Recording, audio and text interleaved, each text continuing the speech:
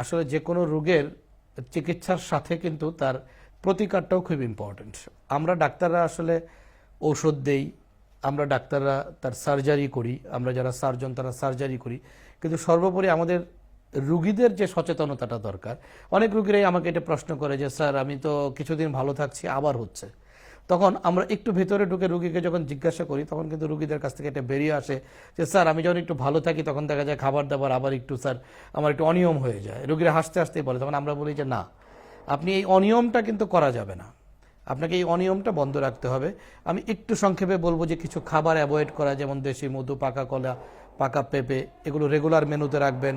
গরুর মাংস, খাসির মাংস, শুটকি মাছ, পেয়ারা, বেদানা এগুলো খাবেন না।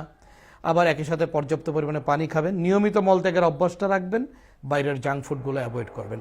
তাহলে কিন্তু আপনি একবার ভালো হলে অবশ্যই আপনার আর এটা হওয়ার সম্ভাবনা থাকবে না।